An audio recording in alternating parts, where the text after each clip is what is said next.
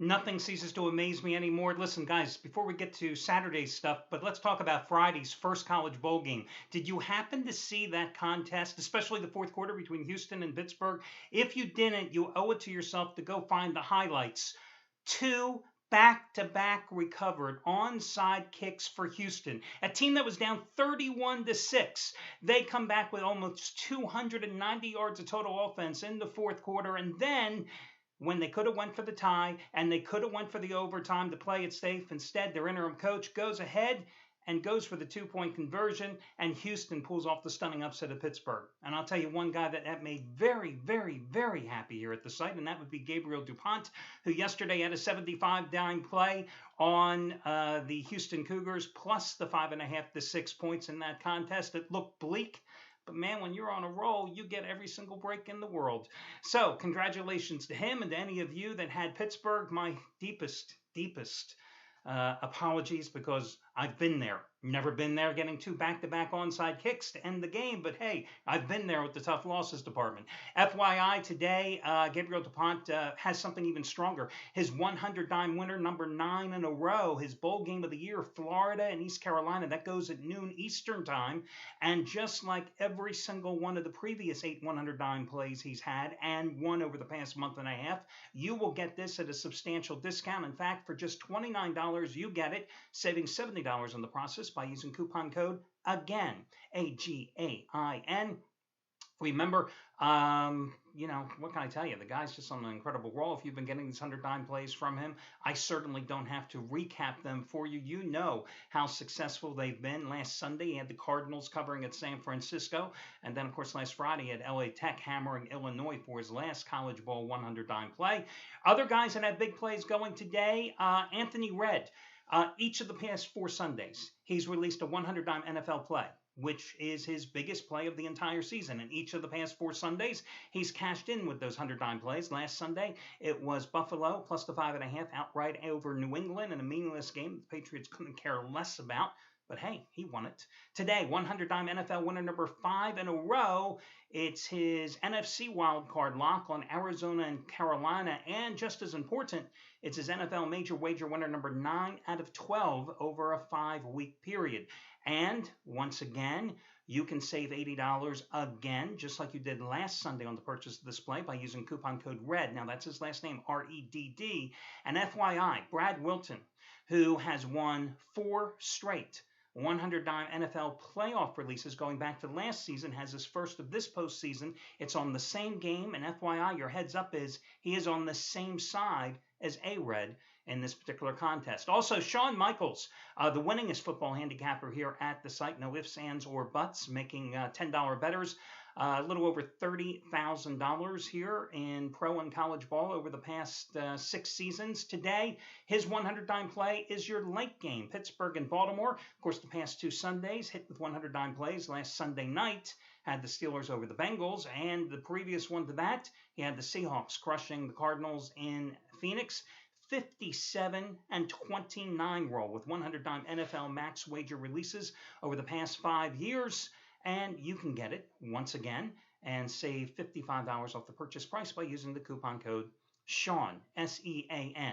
Now, all your other promos, coupons, etc. are over on the homepage. Of course, the one that I forgot, which I should have been telling you about first, like I have each and every Saturday for over 3 years now, you can save hundreds of dollars potentially on your total purchase price by using this coupon code 25%, 25PERCENT. Spell it out.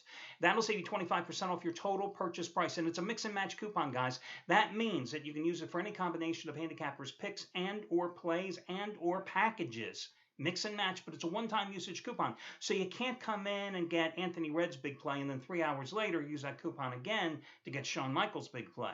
But if you put everything in your shopping cart at one time, it will take 25% off the bottom line. 25% is that coupon code, 25PERCENT. Remember, if you happen to be in a long-term package with a particular handicapper, let's say Gabriel DuPont, and you have 4 days left, and you want to extend it another 30 days, you can do so. You'll then have 34 days left in your package. It does it automatically, adds on the next 30 days.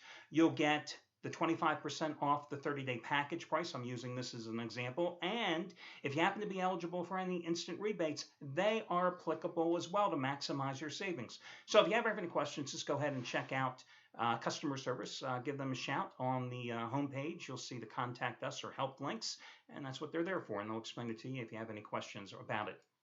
Now, listen, both of these games here today, I'm not a big fan. In fact, that's why I went with 2 college basketball releases today, which you can also get discounted. And I think it's like $17 if you use the coupon. It's over on the homepage.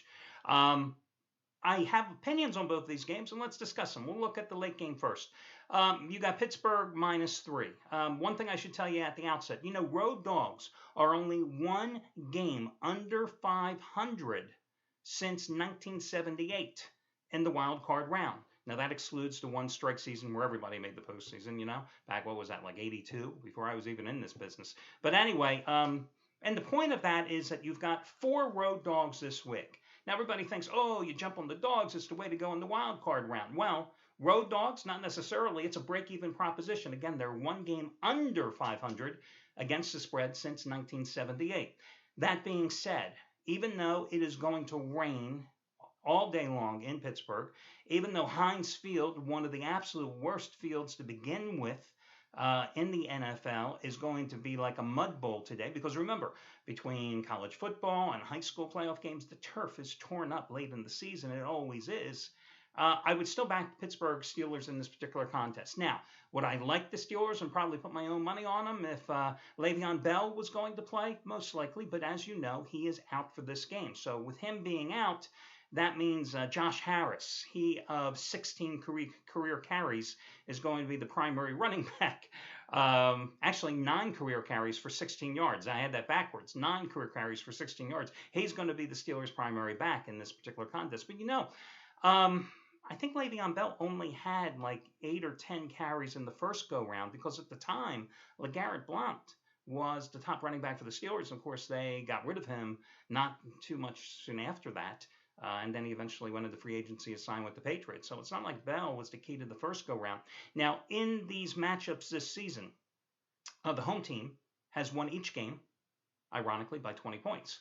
And it's also kind of interesting that before this year, the previous 5 meetings in the series had all been decided by a field goal or less. And it could come down to that one again tonight. So if you're going with Pittsburgh, I would absolutely go ahead and buy down the half point on the Steelers in here. But the key really is going to be Ben Roethlisberger, who in the last meeting at home in this series, 340 passing yards, 6 touchdown passes, playing pitch and catch with Antonio Brown, 11 catches, 144 yards. Baltimore's shaky offensive line couldn't keep Joe Flacco protected in that game as Dick LeBeau threw everything with the kitchen sink at him with the pass rush in that particular contest. Listen, Steelers 6-1 straight up and against the spread versus teams with winning records this season. Pretty impressive. And then when you contrast that to the Ravens 1-6 ATS mark in 7 division road games this year, 1-4 ATS in the last 5 meetings in the series, and also Baltimore, the exact opposite to the Steelers. They were 1-6 straight up and against the spread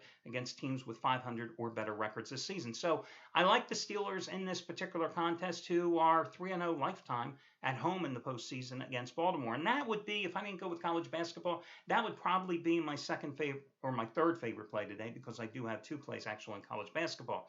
Now, the Carolina-Arizona game. This is another game where there's a 70% chance of rain throughout the day in Charlotte for this one. Carolina, 6.5 point favorite here. Listen, I like the way, or generally I should say, I like taking teams in the postseason that have done one of 2 things during the regular season. Teams that start out fast, kind of hit that little lull in the middle of the season, and then finish fast. Or I'd rather jump on the bandwagon for a team that ends the regular season on a nice little upswing. And that would definitely make Carolina the eligible team here in this particular contest, because they've won 4 straight games. They've allowed only 43 points in those contests. Now, granted, the 4 teams they beat, the Saints, the Buccaneers, the Falcons, and the Browns, are all going to be watching today's game on TV because none of them made the playoffs, right? So, you definitely have to at least play devil's advocate and point that out. But then again, you got an Arizona team that since Andre Ellington went out, they have no run game. I mean, they only average like 88 yards a game. You're down to your third string quarterback, Ryan Lindley, who's 1-5 straight up as a starter in his career with a career passer rating of 50.3.